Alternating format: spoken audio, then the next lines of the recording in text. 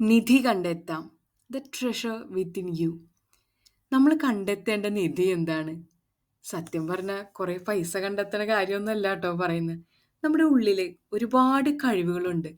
എന്നാലും നമ്മൾ വിചാരിക്കും എനിക്ക് ഒരു കഴിവുമില്ല എന്ന്. ഞാൻ ഇങ്ങനെയാണ്, എന്നെ സൃഷ്ടിക്കപ്പെട്ടിരിക്കുന്നത് ഇങ്ങനെയൊക്കെയാണെന്ന്.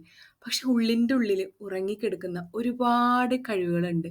അവയൊക്കെ എങ്ങനെ ഉണർത്താം എന്നുള്ളതാണ് നമ്മൾ ഇന്ന് കേൾക്കാൻ പോകുന്നത്. ഈ കഴിവുകളൊക്കെ ഗുഹയുടെ ഉള്ളിൽ ഒളിപ്പിച്ചു വെച്ചിട്ട് എന്താ കാര്യം, അല്ലേ?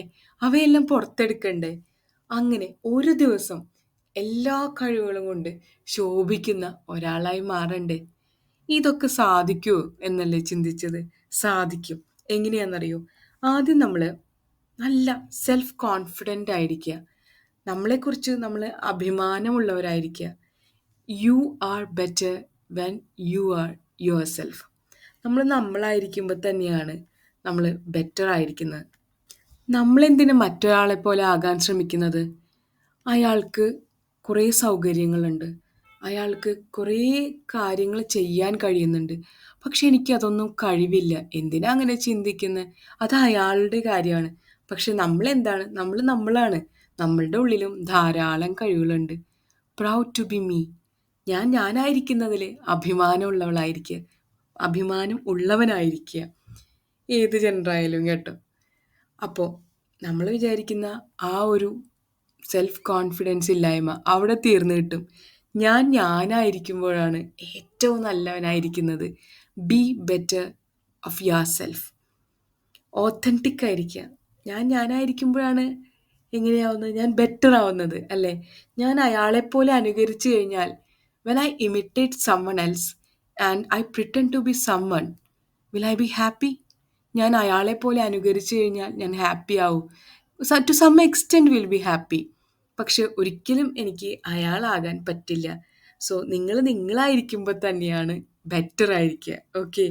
പിന്നെ രണ്ടാമതൊരു കാര്യമുണ്ട് നമ്മുടെ ഉള്ളിലത്തെ കഴിവുകളെ കണ്ടുപിടിക്കാനായിട്ട്. Self discipline. നമ്മളൊരു കാര്യം ചെയ്യുമ്പോൾ കൺസിസ്റ്റൻസി കീപ്പ് ചെയ്യുക. ഒരു സെൽഫ് ഡിസിപ്ലിൻ കീപ്പ് ചെയ്യാം.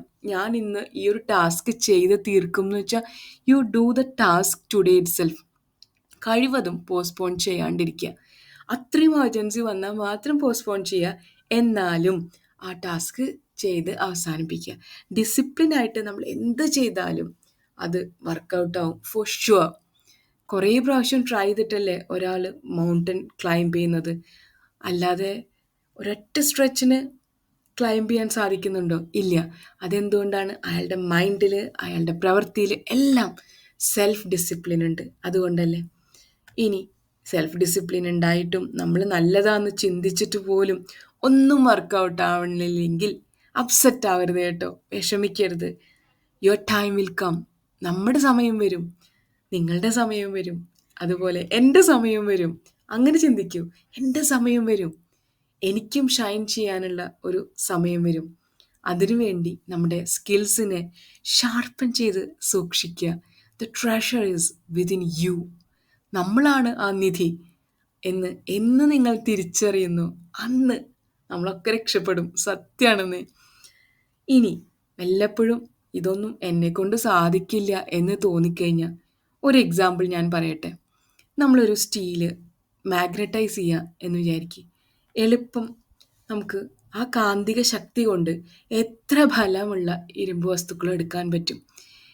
അതായത് നമ്മളുടെ ഉള്ളിലുള്ള സ്കിൽസിനെ നന്നായി ഡെവലപ്പ് ചെയ്ത് കഴിഞ്ഞിട്ടുണ്ടെങ്കിൽ, കോൺഫിഡൻസിന്, സെൽഫ് ഡിസിപ്ലിന്, നമ്മൾ ഉപയോഗിക്കുന്ന ഹാർഡ് വർക്കിനെ ശരിയായ രീതിയിൽ ഉപയോഗിച്ച് കഴിഞ്ഞാൽ സക്സസ് ഈസ് ആഴ്സ്. നേരെ മറിച്ച് ഡീമാഗ്നറ്റൈസ് ആയിട്ടുള്ള ഒരു സ്റ്റീൽ ആലോചിക്കുക. ഒരു സ്റ്റീലിൻ്റെ പീസ്, അതിന് ഹെവി ആയിട്ടുള്ള ഇരുമ്പ് കഷ്ണങ്ങൾ എടുക്കാൻ പറ്റുമോ? അയൺ പീസസിന് എടുക്കാൻ പറ്റുമോ? ഇല്ല. ആ കാന്തിക ശക്തി എന്ന് പറയുന്നത് നമ്മളുടെ ഉള്ളിലുള്ള ആ കോൺഫിഡൻസ് ആണ്. നമ്മൾ ഷാർപ്പൻ ചെയ്തിട്ടുള്ള നമ്മുടെ സ്കിൽസാണ്.